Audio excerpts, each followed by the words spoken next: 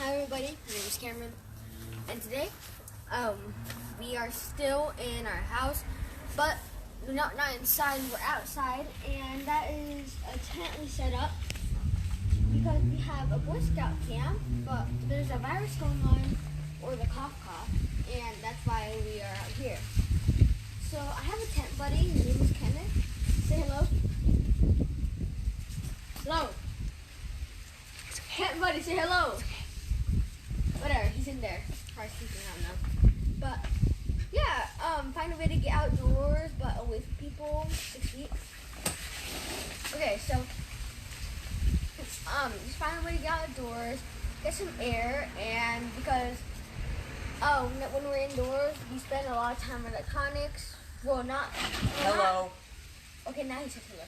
Okay, so we don't just use electronics just because we use them. There's a lot of required things that everything that we need to do are now electronics. You have school apps and electronics. Imagine staring at a screen for 8 hours. You need to stop. Alright, so imagine staring at a screen for 8 hours. We have to kind of get out, and you can too. Our whole troop is doing it, and it's actually really cold because it's really windy and do your work. And we're also doing our work in a tent. So pretty much what's going on is that we're doing a troop camp out except for my friends, tent buddy, my brother, and we're not allowed to go inside, which is so far kind of hard because I had to use the restroom. So I don't know what they expected us to do, like go in the bushes, but that's the only time I had to go inside besides getting a drink. But so yeah, and remember, don't procrastinate. What? Okay, just remember, another important thing that Shannon wants us to do is that he did not procrastinate. Procrastinating is the worst thing. Not the worst, there's a lot of worse things that can happen, but it's one of the worst things. And so it's really bad because you know you could take action, but you just don't. Why? Why don't you? Because you don't know. It's like the gold's in front of you. You're too tired to grab it, but it's right there. You fall asleep, you wake up, and now the gold's gone because some other guy took it. You could have taken it earlier. So remember the stimulus check that Trump's giving us. I'm pretty sure you all got it. I might be saying this too late. Well, have you noticed? Then I've not been doing a book review for like a few weeks because I've been really busy. I mean, we have a lot of school. We're more busy on lockdown than we are on normal days because now we have all this extra time. We have to fill the time with extra stuff. So let's say our school takes out 8 hours of our day minus 8 hours of sleep. That means we only have about 8 hours in our day left. We usually do that 8 hours, do homework, eat, drive, whatever it is. Now we have that, but instead of 8 hours, school's not really 8 hours, but it's more like 5 hours now. Because of course, you're not getting lectured, no one's just talking to you randomly, you just do your homework, that's it. So it's more of a 5-hour school, and that way we have a lot of time, and I encourage you to also use your time wisely. And make sure you also use stimulus check wisely. Don't see it as a lottery ticket. I mean, it kind of is, but don't go spending it on lottery tickets, and also don't just go burn it. I'm not saying you could save it either. I mean, sure you could save it in case it gets any worse, but you could probably use that money to make it even larger because you have all this extra stuff unless you actually need it. But let's say you're already okay and you have all this extra money. Don't just go spend it on like, I don't know, a house upgrade, sure, but you should probably like spend on it, like not really burn it all, but like use it on something more useful. And remember, now that we have all this extra time, it's more about catching up. Not really catching up, but getting ahead. And also just using this time to learn an extra skill. So I'm using this time to learn more skills. And this time I've learned a lot of stuff. I've learned how to wake up early. I've learned a little about stocks, and I'm not even sure anymore yet. But it's time to get to the book. Hopefully you guys are not fast anymore. left off, I'm not sure what we're talking about, but the chapter was called Making the Customer Number One. And that's pretty much what the whole book was about. It was pretty much about Sam Walton making the customer number one, and just doing all this crazy stuff like not really parties, but attention getters, and giving them high discount. Okay, is it loud? Can you guys hear me?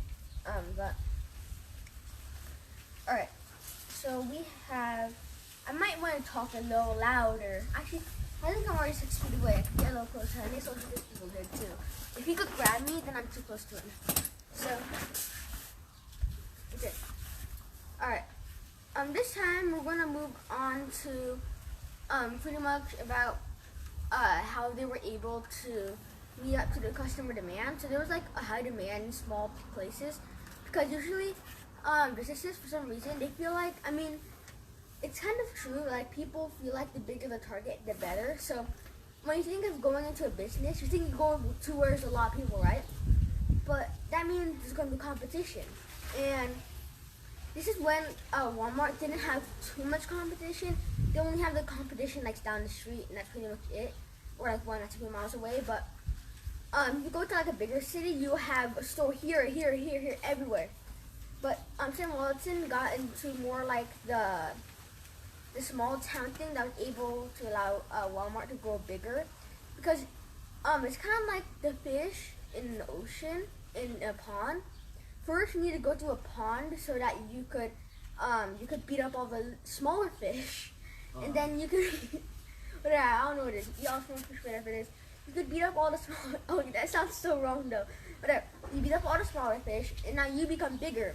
And when you're bigger, you go into the ocean, which is, I don't know, really big cities, and then you could actually defend for yourself. Because if you're small, yes, it's a huge learning experience to go into like a big place, but there's gonna be a lot of competition. There's gonna be some sharks there too. So, so pretty much this means that before you take too much action, yeah, action is always good.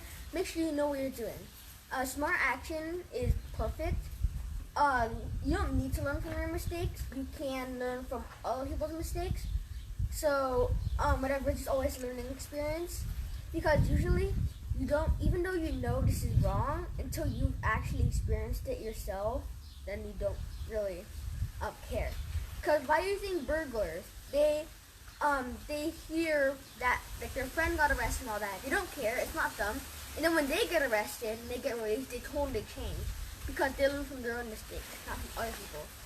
So I'm not saying that you need to learn from your own mistakes. You can learn from other people's. It's just that be careful. If you're smart enough, you learn from others. Yeah. Yeah. So bad things won't happen to you. And make sure you actually take the mistakes. Make sure you actually learn it, not just put it in the back of your head. Okay, I just hate insects. I'm like, maybe have an insect spray right there because it's gonna be ants crawling over and rodents. But all right, so. Okay, let's get to more important stuff. Not talking about how like, McDonald's came in. I'm not sure how that even relates because they're in a different chain. But their main competition was pretty much Kmart, and they were kind of everywhere. And so right here. You have a fly on your hair. Okay, it went away. Yeah. Okay. Wait, I'm not sure if I found the right one. But whatever it is, this guy named Don has personally competed with Walmart, meaning that no matter how big the target, and he says it could be done, meaning that no matter how big the target is, you could still kind of win against it, or like have a chance.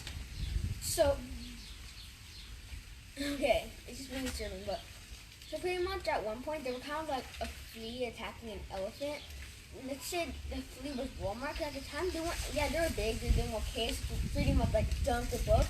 But the Kmart at the time was huge. Yeah, Kmart's probably a little dead.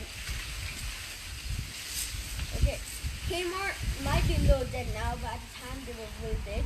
So Kmart didn't really get too concerned about Walmart until a little later on. So what Walmart did to kind of attack them was that they placed a Walmart right across the street from a Kmart. So they kind of just went into their face. And then they checked out their store. They kind of like some spies, not really, but just check out their prices. And they marked them down lower. They discounted it.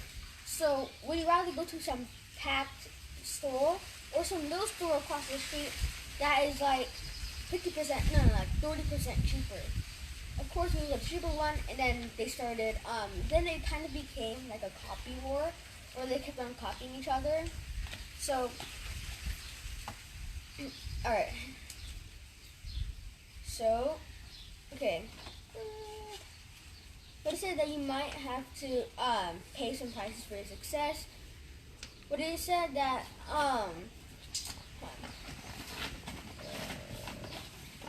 sometimes like you can make some mistakes, but like success always comes at a price. Like you can't really do too many things at once. Kind of like a passion. My mom told me that you can't have 50 different passions, otherwise it wouldn't be a passion. It's just something you like to do.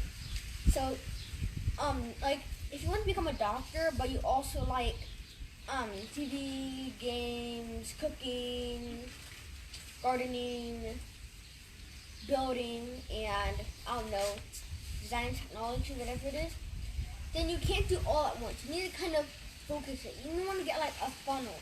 I mean, it's okay to have tunnel vision, but it depends on what the tunnel vision is. Tunnel vision towards your goal, towards a task.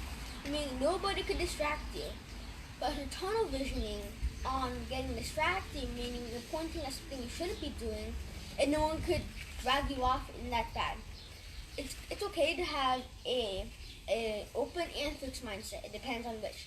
A fixed mindset is sometimes a good thing, but fixed mindset, not literally, not in general, but it's more like being fixed on what you want. Like let's say you wanted to retire by like age 60, and meaning you have to fix your mind on it. You're not going to get talked into retiring at 90. You have to like kind of stick to your goal, and you have to have an open mindset and ideas. You have to learn how to change. Sam Walton, part of his competition, that he had to change because when you're like kind of jumping through waters, not all the water's gonna be the same. So you kind of have to adapt to it. It's kind of like to adapt. Let's say you spent all your time in a city, and all of a sudden you have to go to like this place in Antarctica or something.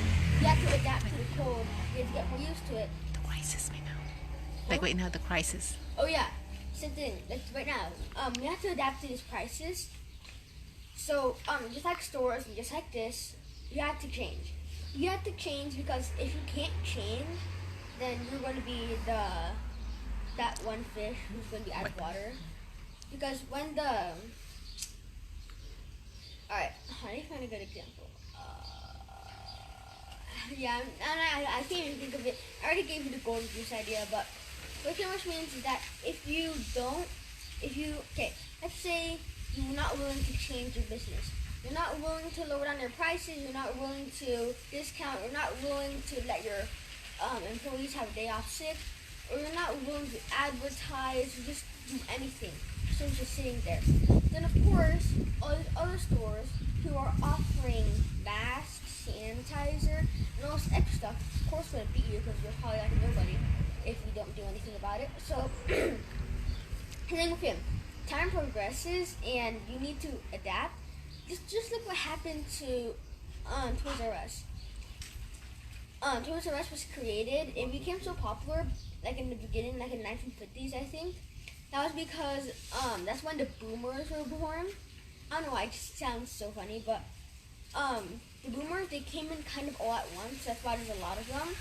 So when the boomers were babies, like when they were like 2, that's when Toys R Us and Baby R Us came out. Yeah, they're very old. And Toys R Us, they had the most special things. They had these toys that no other place had. Target wasn't around. Walmart might have been around, but they're probably in a different area. But I'm not sure if Walmart even expanded there yet.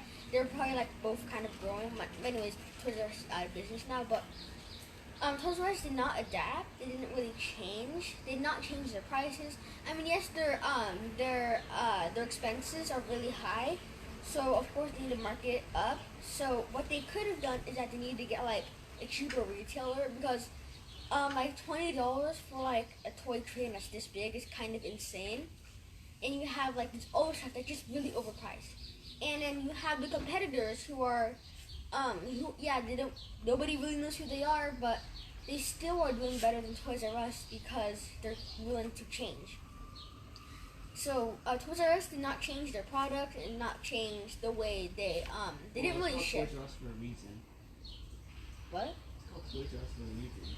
I mean, yeah, they had to sell toys, but they didn't really example of changing, and they weren't really willing to. So, all right.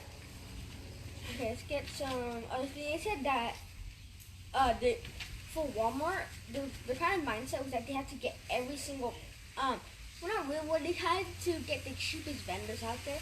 Then wait, no, I'm pretty sure just like the people who gave them the product and then they resold it. Those are retailers, right? Who are those? No. Who are the Manufacturers. Yeah, the manufacturers. The people who get you the stuff. And they tried to make as much money as they can from manufacturers. Not really, but what they're saying is that they're kind of persuasive, and they're really okay. Let's say you have a store, and they're like, "Hey, I want this product for 75 cents piece," and like, no, the best we could do is $1. And you're like, you know what? I'm just gonna go to your competitors down the street, and they'll give me it for cheaper. And they're like, okay, I'll give you 75 cents. So, you have to kind of know how to negotiate, which is another important thing. And Walmart did not feel bad about this. Here's why. They did not feel bad because one, the manufacturers, one, they already make a lot of money. Two, the cheaper it is they get from the manufacturers, the cheaper it will be for the customers. So in a way, they're kind of helping another person, and they're kind of supporting both sides. And that's why you need to try to find a really cheap manufacturer. If you can, that'd be great. And that's why negotiating is also very important. Okay, let's get to some more important things. I'm pretty sure this is going to be a really... Okay. Alright. This guy named Claude Harris says there's a difference between being tough and obnoxious, which I'm pretty sure is like really true. So what's the difference? Yeah, there's a really big difference. Tough is like, okay, what are you going to do about it? But no, obnoxious, like, huh, you would do huh? I did too much brother last night. But, alright. So, meaning that every buyer has to be tough, and they always told them, you're not negotiating for Walmart, you're negotiating for your customer. Meaning that the sales people who work at Walmart, they don't want them to be obnoxious. They're not going to be like, I'm not going to go below. So you have to be like a little more flexible, and you also have to be like more agreeing. You have to not go so against your customers. Because one, don't treat them like they're trash because they're the only reason why you're alive. And they kind of they just go to any other store. They treat you bad, you lose your job, and you might not have another job until like 6 months, maybe. Gee, why are there so much cars? You know, one lockdown. But okay. And by the way, we're doing an online skit, an online campfire, I think. Whatever it is, I'm not sure what it is, but it's kind of mandatory if we're going to get our night count. And yeah, let's see how that goes. Okay, let's get to more important stuff. But I know there's one really important page somewhere here, but okay. This says that chapter 13 says meeting the competition.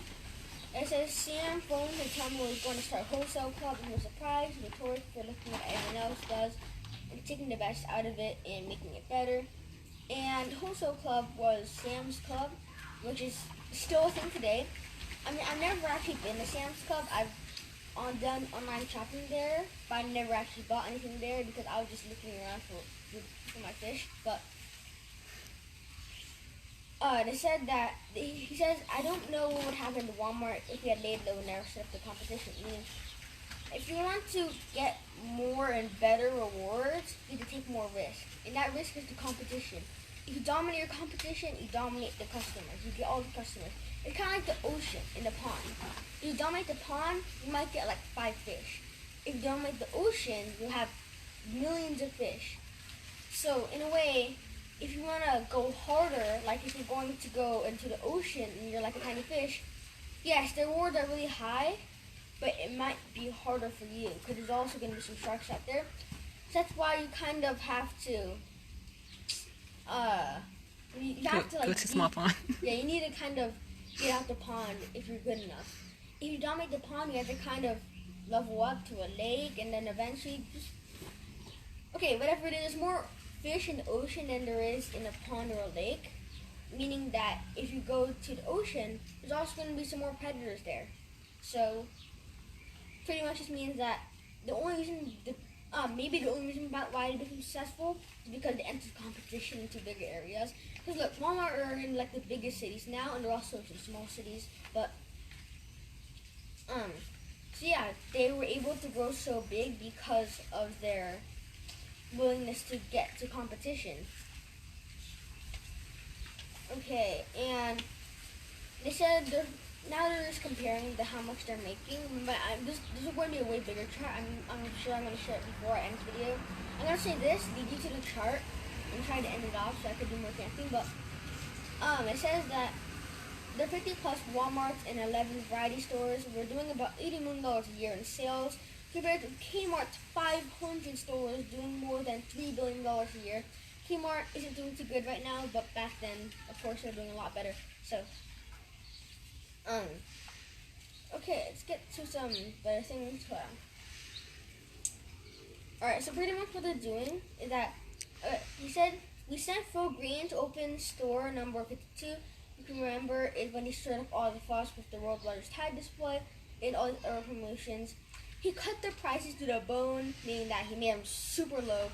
Let's say it's kind of like a rib or something, like pork rib, whatever it is. It's kind of like, let's say the price he paid was the bone, and the meat was the price the customer's going to pay in the bone. So he's cutting it into pretty much retail price, but a little ahead. So, of course, you can't keep at retail price, or you can't really make a profit. You can mark it up a little, maybe like $1 or $2. So, and that way they were able to like pretty much kind of destroy Kmart, but not really.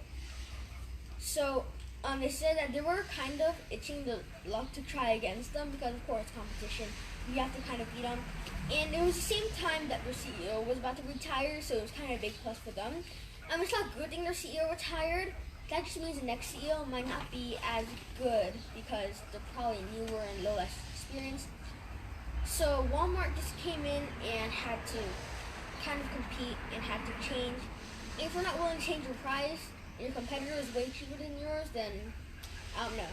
You could do whatever. You could just make it cheaper, I guess, and make sure you still make at least $1 off profits. So that, yeah, you just change. Okay, I'm just gonna skip a little ahead. I'm gonna go back for the next video, but it's just, I feel like this chart, I just really want to say it, but here are the charts of their sales. Yes, this means that how fast Walmart grows and how fast you might want to grow. So, in 1960, they had 9 stores. Their sales was $1.4 million, and their profit was $112,000. So, no, $112,000, yeah. So, today, that's considered pretty bad. One person can make their whole, I know. One person today can make that much. Back then, if you like, I have an inflation calculator, but it's all the way in there, but, so it's pretty much, that's almost like $1 million maybe, and 1.4 million is kind of like 10 million or something like that, but they did fine. 10 years later, they tripled their stores. They actually tripled it to 32 from 932. Their sales increased by 30 times 30, no, like times 29, but it's 1.4 million to 31 million. That's like times at least 20. The profits came from 112,000 to 12 million. That's exactly 10 times more than they had last year. Remember, you always have to improve. And in 1980, they increased by around like 30 times. And in the stores, they increased by 90 times 90. No, it's like times like 87, but it went from 32 to 276. No, not 30. It came by 5, 6, 7, 8, 9. Yeah, around times 9. But that's a lot though. And the sales went from 31 million to 1.2 billion, which is increased by a lot. And the profits went from 1.2 million to 41 million, which is like times at least 35. And in 1990, they just pretty much exploded. It came from 276 to 1,524. They increased by over 1,000, and they pretty much times 6. And their sales went from 1.2 billion to 26 billion, which is like times 25 around. And for the profit, it went from 41 million to 1 billion, which is around like 20 times more, at least. So, meaning that you have to kind of improve. Not kinda, you have to improve if you're going to go against the competition, because you have to kind of like get your company out there, because you can't really be a nobody. Because okay, would you rather go to like the store that you don't even know about, or the store that everybody knows about? Of course, the one that everyone knows about, because they're not familiar with it. You want everybody to be pretty much familiar with your store. You want to be like the next Walmart, hopefully. I'm gonna try. Okay, this one I don't like. I like outdoors, but I just don't like how it's like random whatever it is that's hitting my face.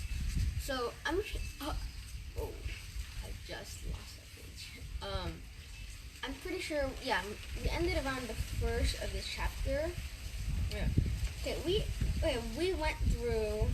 Okay. Fine. I just want to review. In the meantime, I'm also going to search where we just ended off. So we went through this chapter. I'm pretty sure it was being the competition. Okay. Yes, we ended right here. Beating the competition, and we talked about the charts, talked about how you change, talked about my camp, and how you just don't procrastinate because someone else will take it before you do. And it's okay, like the tortoise and the hare, it's okay to be the hare as long as you don't take a nap. So, hope you guys enjoyed this video, and okay, bye for now.